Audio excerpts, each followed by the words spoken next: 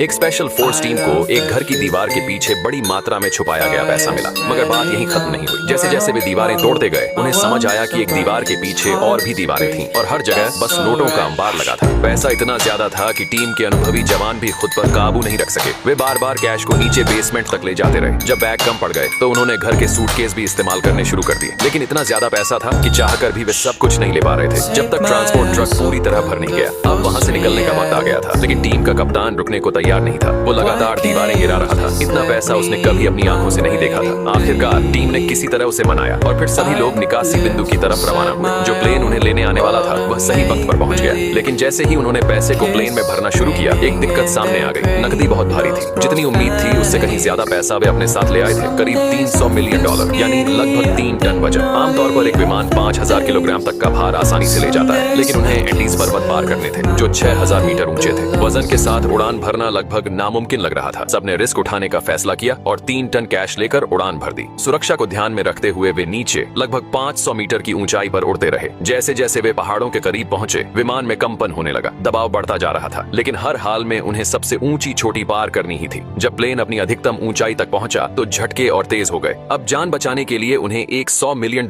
बाहर फेंकना पड़ा। वजन कम होते ही विमान ऊंचा उठने लगा और वो लगभग चोटी के पार पहुंच ही चुके थे कि अचानक प्लेन नीचे की तरफ गिरने लगा। सभी डर गए, लेकिन पायलट ने किसी तरह विमान को संभाल लिया और चोटी के किनारे से उसे मोड़ दिया। सबने चैन की सांस ली। तभी प्लेन से धुआं निकलना शुरू हो गया और उसकी ताकत कम होती जा रही थी। पायलट ने तुरंत आदेश दिया कि बचा हुआ सारा पैसा भी बाहर फेंक दिया जाए। मजबूरी में एक सैनिक ने हैच खोला, बाहर निकला और रस्सी काट दी। सारा कैश नीचे गिर गया और प्लेन फिर से संतुलन में आ गया। लेकिन वो सैनिक अब विमान के बाहर लटक रहा था और गिरने ही वाला था। सभी उसे पकड़ने दौड़े, लेकिन अफसोस वे उसे नहीं पकड़ सके और वह नीचे गिर गया। कुछ ही देर बाद प्लेन जमीन से जा टकराया, लेकिन किस्मत अच्छी थी, प्लेन फटा नहीं और किसी तरह सभी जिंदा बच गए।